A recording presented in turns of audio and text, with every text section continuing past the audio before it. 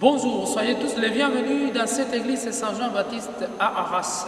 Chers amis, nous sommes au cœur de la cité mariale d'Arras, ville marquée par une prédilection toute particulière de la Vierge Marie. Nous nous retrouverons chaque jour de cette semaine pour revisiter ensemble le miracle de Notre-Dame des Ardents. Notre série tombe à point. Nous sommes justement en train de vivre cette neuvaine à Notre-Dame des Ardents. Les fidèles sont venus dans cette église pour honorer la Vierge Marie. Alors vous pouvez voir ce cierge de Notre-Dame des Ardents, l'antique relique avec la cire bénie donnée par la Vierge Marie.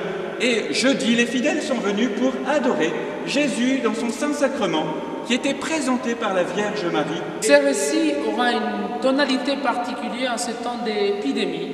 Nous laissons la parole à notre curé, le Père Nicolas Van Letem, qui avec toute l'histoire d'Arras et cette histoire qui nous aide à tous à rentrer dans cette grande neuvaine, nous allons tous ensemble parcourir l'histoire de l'apparition de Notre-Dame des Ardents. Chers amis, après cette introduction de notre ami Stéphane Bern, du Père Florentin et du Père Hendry, qui nous ont mis l'eau à la bouche, quelques éléments d'histoire pour situer le contexte, car, soyez-en certains, la visite de la Vierge à Arras, c'est un événement historique. Nous sommes en l'an 1105, ça fait une dizaine d'années que Lambert de Guines est évêque d'Arras et une terrible épidémie ravage la région. Aujourd'hui, on sait quelle est la cause de cette épidémie, qu'on appelle parfois l'ergotisme. Elle est due à l'ergot de seigle, une bactérie qui se développe dans les farines lorsque celles-ci sont conservées trop longtemps dans des conditions de conservation qui, à l'époque, vous vous en doutez, n'étaient pas très optimales. Cette bactérie se développe et ensuite, en consommant le pain qui a été fait avec cette farine, les habitants contractent cette mystérieuse maladie qui se répand comme une épidémie et qu'on appelle le mal des Ardents. Le mal des Ardents parce que les symptômes sont assez terribles. Les personnes ont l'impression de ressentir des démangeaisons comme un feu intérieur. C'est pour ça qu'on a appelé cette maladie le feu des Ardents. Il peut y avoir également des éruptions cutanées, des convulsions, des hallucinations, des délires, des cécités. Et dans bien des cas, l'issue finale de cette maladie qu'on ne sait pas traiter, qu'on ne sait pas guérir, dans bien des cas, l'issue, c'est la mort. Donc vous imaginez la situation de notre région de l'Artois. Toute comparaison, évidemment, avec les événements que nous vivons serait peut-être fortuite. N'empêche que, quand nous pensons à ce que vivaient nos ancêtres, nous nous disons que ce que nous avons à vivre, nous, aujourd'hui, c'est peut-être quand même relativement peu de choses.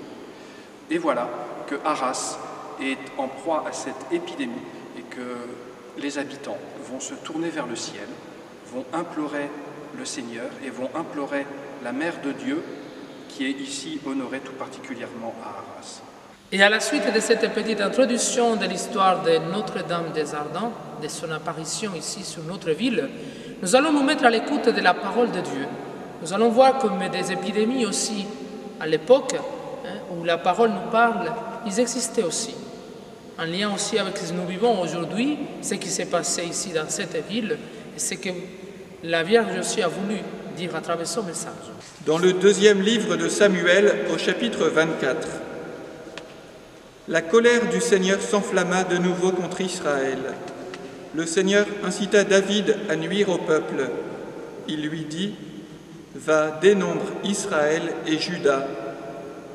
Le roi dit à Joab, le chef de l'armée, qui était près de lui, « Parcourez toutes les tribus d'Israël, de Dan à Beersheba, et faites le recensement du peuple, afin que je connaisse le chiffre de la population. » Joab dit au roi, « Que le Seigneur ton Dieu accroisse le peuple au centuple, et que mon Seigneur le roi le voie de ses yeux. Mais pourquoi, mon Seigneur, le roi veut-il une chose pareille ?» Néanmoins, l'ordre du roi s'imposa à Joab et au chef de l'armée. Ils sortirent de chez le roi pour faire le recensement du peuple d'Israël. Mais après cela, le cœur de David lui battit d'avoir recensé le peuple, et il dit au Seigneur, « C'est un grand péché que j'ai commis.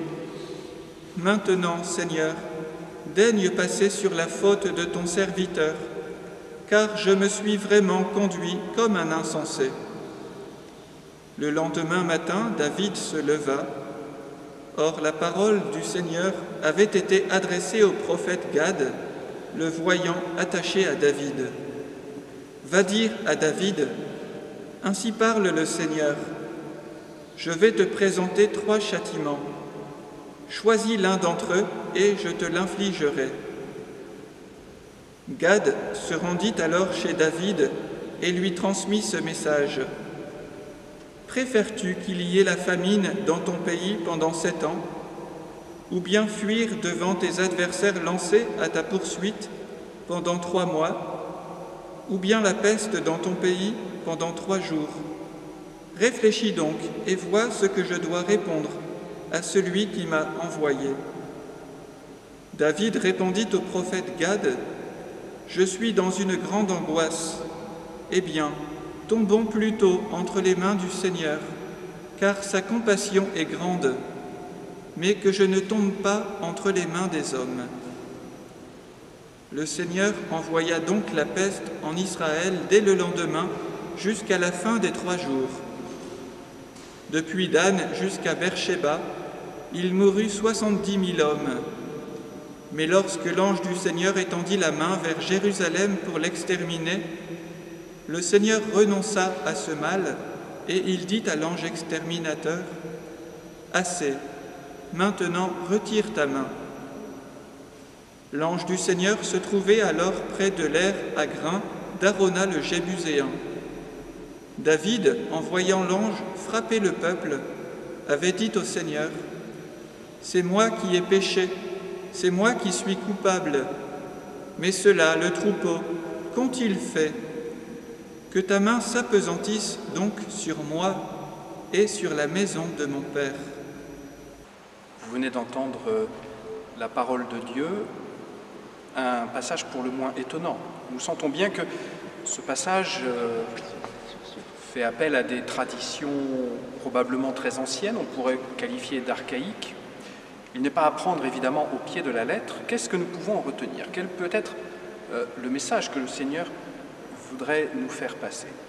Peut-être qu'il y a un lien indirect, mais un lien quand même entre les catastrophes naturelles, les fléaux que semble nous envoyer la nature et le péché de l'homme. L'être humain, nous le savons, le récit de la Genèse nous le dit, l'être humain a été placé par Dieu pour être le gardien, le chef de la création.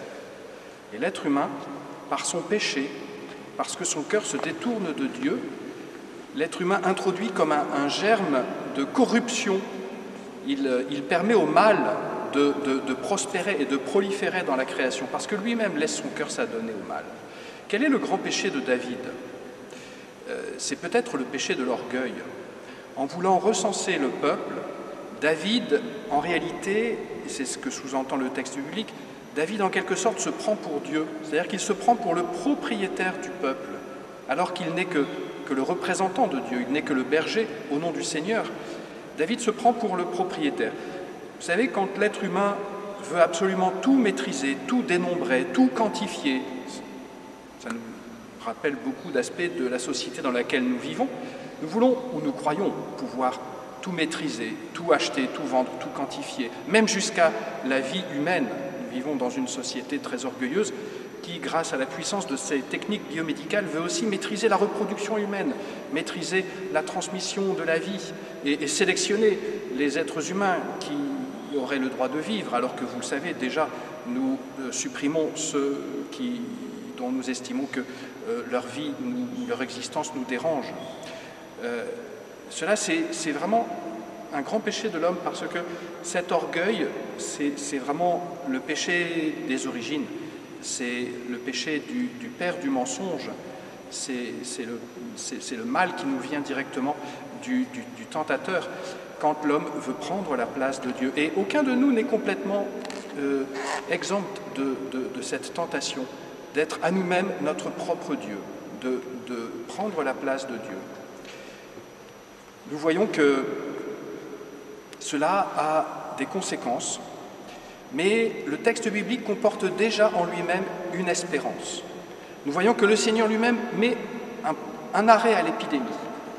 Et David lui-même met sa foi dans la miséricorde du Seigneur. David croit en la bonté du Seigneur. David prie le Seigneur, intercède auprès du Seigneur.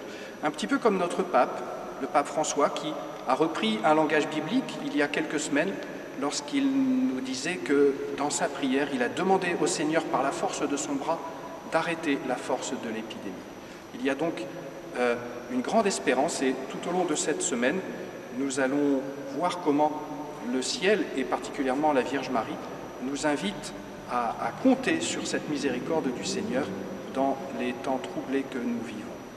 À la suite de cette introduction, nous vous invitons à vivre une 12e édition de l'histoire de Notre-Dame des Ardents et son apparition ici, dans la ville d'Arras. Demain, nous découvrirons qui sont ces deux personnages, Itier et Normand, deux ménestrels qui honorent la Vierge Marie. Ce sont eux qui ont reçu l'apparition de la Vierge Marie et par qui Marie a réalisé le miracle de Notre-Dame des Ardents. À demain.